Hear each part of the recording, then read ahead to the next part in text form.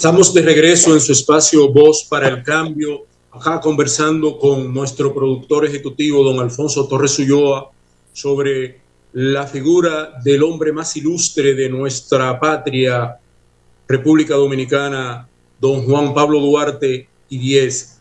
Adelante, don Alfonso. Bueno, es interesante la conversación. Es un tema que uno siempre tiene que tratar de abordarlo. Cuando Duarte retorna de Europa, viene con un proyecto claro, incluso no concluye los estudios teológicos. La urgencia de la patria lo convocaba. Duarte no aguantaba un día más en Europa. Por ese encuentro con el capitán del barco y lo que él había dejado y su familia aquí, de la que nunca se había separado, Duarte suspende los estudios y trae todos sus libros. Retorna. Y no bien llega y monta una escuela de formación en el negocio de su padre, en el almacén ahí en la Tarazana. ¿Una escuela en qué sentido? En principio era para impartir clases de filosofía, de idioma, de contabilidad, de matemática. Esa era la pantalla para entonces habilitar, ganarse la confianza de los jóvenes y habilitar el espacio para inculcarle las ideas políticas de la necesidad de la separación del gobierno haitiano e instaurar una república. Pero si él convoca para eso, los muchachos le cogen miedo, porque no estaban preparados para eso. Pero Duarte tenía que ganarse la confianza de la juventud de su época, dándole clases de una materia normal, filosofía, matemática, idioma, etc. Y entonces al paso va trabajando eso. Al cabo de 2 años, Duarte regresa en el 32, 1832, se enrola, no antes, es ahora cuando ya mayor de edad, se enrola en el ejército de ocupación. Mella se opuso. Sánchez también le dejó saber como, ¿por qué esto? Y Duarte lo hace por 3 razones básicas. Enrolarse en el ejército. Primero, conocer el manejo de las armas sin tener que hacerlo a escondidas. Segundo, conocer las debilidades y la fortaleza del gobierno de ocupación. Y tercero, entre otras razones, ganar adeptos dentro de la fila con el elemento criollo que estaba en el ejército. Ese es un elemento que se va a ver su importancia, su razón de ser, con lo que ocurre en la noche del 27 de febrero. Es el caso de Esteban Roque, el capitán. Duarte se lo ganó. Y Duarte se ganó a todo el elemento criollo del regimiento 31 y 32. Muchos dicen, ¿y qué revolución fue esa? ¿Qué independencia fue esa? Si no se tiró un tiro, ¿por cuál tiro se iba a tirar? Si Duarte se había ganado con su trabajo político dentro del ejército a los que estaban allí la noche del 27 de febrero y los que lo acompañaron en trabajo de conseguir adeptos dentro del ejército en el interior del país. Es decir, es la visión estratégica de Juan Pablo Duarte, que cuando retorna al país, 1832, Duarte no ha cumplido 20 años, tiene 19 años y viene con esa mentalidad de estratega, de maestro. Y ya Por eso es el primer maestro de la República. Y ya viene con una idea de su proyecto de constitución en las manos, Alfonso, a esa edad. Ya viene tiene con ideas.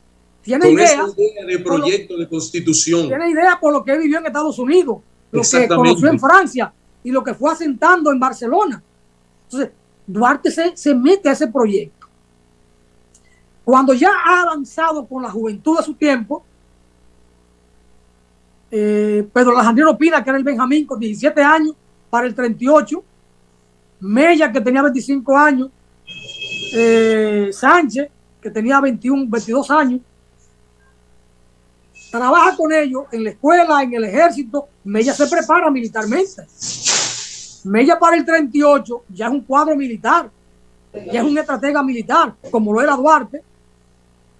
Y entonces Duarte ya, con el proyecto concebido, la juventud trabajada, y aquel fervor revolucionario de su juventud, convoca a los escogidos a fundar la Trinitaria. La Trinitaria no es cualquier cosa, es una plataforma programática, es una plataforma político-militar de liberación nacional. Programática porque en ese juramento, para comprometerse, Duarte establece los propósitos y se erige en el líder. Por eso él es el presidente. En manos de nuestro presidente Juan Pablo Duarte reza el juramento. Pero además, él queda ahí electo como el director general de la revolución y queda con el cargo de general. Es decir, tiene una visión militar, director de los ejércitos de la República, rango de general. Y en la tarde nombra a coronel a Mella, coronel a Sánchez y a su hermano, con toda la modestia, lo deja como capitán para evitar celos, porque hasta de esos detalles se cuidó Duarte. Vicente Celestino Duarte era un hombre formado en las armas de aquellos tiempos y era un maestro de esgrima, manejo del sable, la esgrima, ¿no? Y Duarte por igual. Pero el hecho de que el mismo 16 de junio de 1838 nombre coronel a Mella y coronel a Sánchez, y él es el general y director de la revolución, deja claro el proyecto que ya había concebido, elaborado y que planteó a su compañero trinitario, y lo aprobaron con el juramento y juraron con sangre, firmando con sangre aquel documento. Pero en ese juramento Duarte establece a la separación definitiva del gobierno haitiano y a instaurar una república libre, soberana e independiente de toda dominación, protectorado extranjero. Es decir, está clara la visión de luchar por la independencia y por crear una república. Pero al propio tiempo Duarte dice, así lo declaramos ante Dios y el mundo, no dice ante Haití. La separación es del gobierno haitiano, pero la proclamación de la república es ante Dios y ante el mundo. Y yo no sé cómo es que hay gente en este país, intelectuales de fuste, dicen que Duarte fue puramente un separatista. Nada más falso que eso. Y nada más falto de rigor científico que eso. Y nada más falto de rigor analítico que eso. Porque ahí en el juramento Duarte lo proclama. Y establecer una república libre, soberana e independiente de toda potencia, dominación extranjera. Y lo proclamo ante Dios y ante el mundo. No se trata de una simple separación. Y ahí mismo en el juramento, en el mismo juramento, Duarte establece los símbolos patrios, la bandera tricolor, rojo, azul, con una cruz blanca, el escudo, Dios, patria y libertad.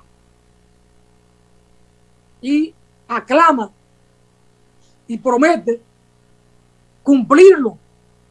Y si no lo cumple, que Dios lo castigue y su consocio le castiguen el perjurio. Porque si no lo cumple, le está mintiendo a los trinitarios, que ellos lo castiguen y que Dios lo castigue. Y siempre el contenido de fe de Juan Pablo Duarte. Por eso empieza en nombre de la Santísima, Agustísima e Indivisible Trinidad de Dios Omnipotente. Y termina al final con Dios dos veces. Dios, patria y libertad. Así lo prometo ante Dios y que mi consocio me castiguen el perjurio si lo vendo o si lo traiciono. Es decir, siempre la fe está en Duarte, en todo su pensamiento, en todo lo que escribe. Y lo podemos ver en toda su documentación. Entonces, ese es el Duarte, el revolucionario, el que concibe ese proyecto. Que va desde 1832, que él regresa, hasta 1838, julio 16, que constituye la Trinitaria. Y a partir de ahí entonces ya viene todo el tema del trabajo político, con la filantrópica. Viene todo el trabajo del teatro. ¿Cómo usa el teatro entonces para llegar a los ciudadanos? Porque tiene toda una fase de organización y de entrenamiento militar. de entrenamiento militar, que no lo tenía Pedro Santana. Duarte se preparó para eso. Santana era un hombre campesino, ganadero, montando a caballo el día entero, atrás de vaca, y era un hombre bajito de estatura, pero de una corpulencia y de una preparación física formidable, Pedro Santana, por su condición de ganadero, de hombre de estar siempre a caballo. Esa es la primera fase de la organización del partido político militar y de la plataforma política y de estructurar su propio Estado Mayor. Y lo prepara a todos. Todavía se va al exilio a Venezuela y allí con su tío José Prudencio Díez, su tío materno, que era un experto en esgrima, Duarte se entrena. Se sigue entrenando porque ya había sido militar aquí con el ejército. Tanto así que para 1843 Duarte tiene el rango de coronel del ejército de ocupación. ¿Y cómo entró? Como cabo Führer, cabo escritor, y llega al rango de coronel del ejército oficial de Haití. Pero era en la secreta el general del ejército trinitario, Monserrate. Dos aspectos a señalar. Tú señalabas que los intelectuales dominicanos hablan de separación, y es que esos intelectuales que sirven al gran capital nuestro no quieren que Duarte sea del pueblo, que esa teoría revolucionaria sea asumida por los sectores populares, porque eso es peligroso para el status quo, para sus beneficios particulares y para los beneficios de la burguesía nacional y extranjera. Que los ideales revolucionarios de Duarte sean asumidos por el pueblo llano, por el pueblo humilde, porque eso puede encender la llama de la protesta a nivel nacional en todo el territorio, y eso va en contra de sus intereses. Y señalar un aspecto familiar fundamental. Juan José Duarte era español y nunca le sugirió a Duarte que al separarse del gobierno haitiano retornaran al gobierno español. Eso habla mucho del respaldo familiar que Duarte siempre tuvo en sus ideas revolucionarias e independentistas, porque siendo su padre un español, nunca le sugirió que cuando se separaran del gobierno haitiano, que cuando se independizara del gobierno haitiano, rescatara la nacionalidad española y que volviera al protectorado español, lo cual habla muy bien de toda la familia de Duarte en el proceso de construcción de la nacionalidad dominicana. Esos dos aspectos quería. Y un tercer aspecto, y es cómo desde Emiliano Tejera a Joaquín Balaguer en El Cristo de la Libertad y Mañón tergiversaron el ideario de Duarte y la figura de Duarte y le hicieron una figura mítica fuera del alcance de la población dominicana. Y Duarte es un Duarte vivo que está en el día a día, que se respira en cada gesto del dominicano, que quiere su nación libre, soberana e independiente, como la fundó Juan Pablo Duarte, un Duarte cercano, como decía el poema de la poeta Isabel Cepeda, un Duarte de cualquier color, que esté en cualquier espacio, que nos acompañe en el día a día. Ese Duarte es al que el Instituto Duartiano le tiene miedo. Por eso lo tienen en un pedestal, para que nadie sea inalcanzable para los sectores populares. Y ese es el Duarte que tenemos que rescatar, el Duarte diario, don Alfonso Torres Ulloa. Mire, Monserrate, Alfonso puede decir lo que él quiera, Balaguer pudo decir lo que él quiso, Wilson Gómez puede decir lo que él quiera, es decir, cada quien interpreta, pero es simple. El que quiera conocer a Duarte directamente, que vaya a los apuntes de Rosa Duarte y que lo analice y busque a Duarte ahí, el Duarte vivo, no en los textos míos, que he publicado 6 libros sobre Duarte, 5 y uno que tiene 3 ediciones. Que vaya a los apuntes de Rosa Duarte, que vaya ahí y entonces vean a Duarte. Mire, Cuando Duarte dice, en aquella carta que escribió a Félix María del Monte, el 5 de mayo de 1865, estaba Félix María del Monte en Puerto Rico. Si me declaré ciudadano dominicano libre el 1 de julio de 1838, 15 días antes de fundar la Trinitaria, es cuando él visita a José María Serra. Y de ese encuentro con José María Serra, un domingo en la noche, duraron hasta las 2, 3 de la mañana conversando, Duarte le dice a José María Serra que ya el proyecto que él había concebido estaba maduro. Se acuerda con él convocarlo para la reunión de los llamados trinitarios. Pero le dice, entre otras cosas, yo admiro al pueblo haitiano, en un texto largo, porque cada vez que recorro la página de su historia, lo miro cómo se enfrenta a fuerzas superiores y cómo las vence por amor a la libertad. Eso Duarte no lo escribió, se lo dijo a José María Serra, y José María Serra lo transcribe. Y cuando él publica su memoria, en 1892-94, aparece todo esto. Ya él un anciano, José María Serra.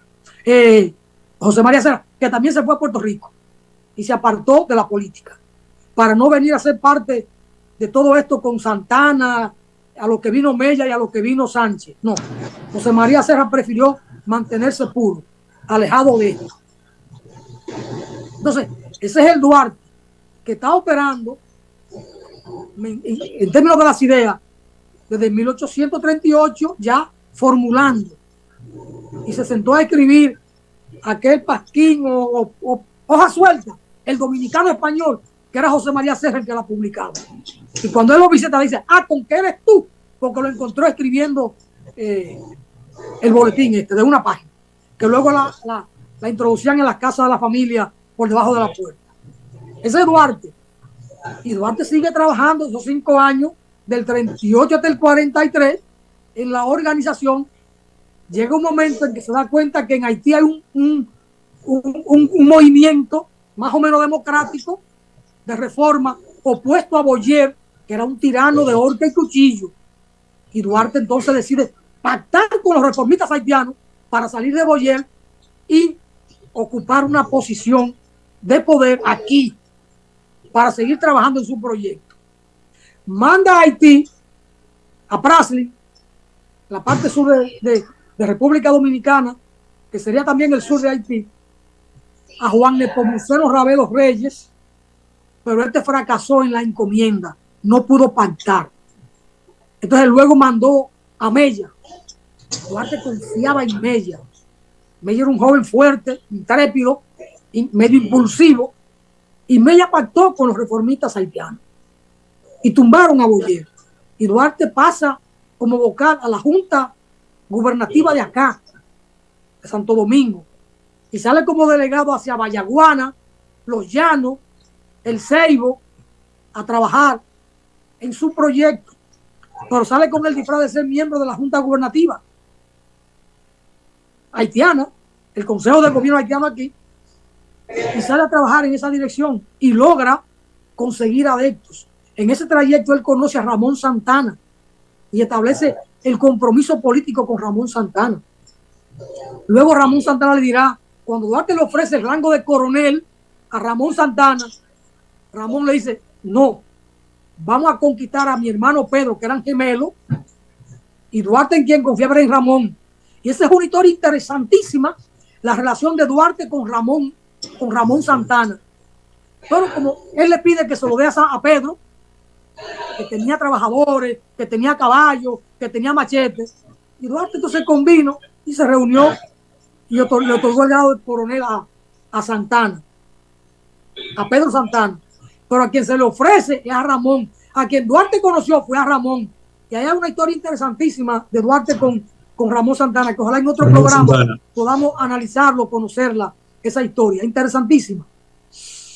José, el tiempo se nos fue, despida. Así es, don Alfonso, se nos fue el tiempo, y hablar de Duarte siempre les pone los pelos de punta a uno, porque Duarte fue tan visionario, tenía una visión tan amplia y tan certera de lo que era nuestra nacionalidad y de lo que nosotros estábamos llamados a hacer, que en el día de hoy aún es wow. ¿Cómo decir? Es increíble ahondar en el pensamiento político de Juan Pablo Duarte. Realmente me invitas para el próximo programa porque me apasiona realmente. Te agradezco que me hayas invitado a este segmento del programa Voz para el Cambio. En el próximo seguimos ahí, en el 43. Perfecto, perfecto. Bueno, gracias, Monserrate. Natanael, muchas gracias. Hasta mañana.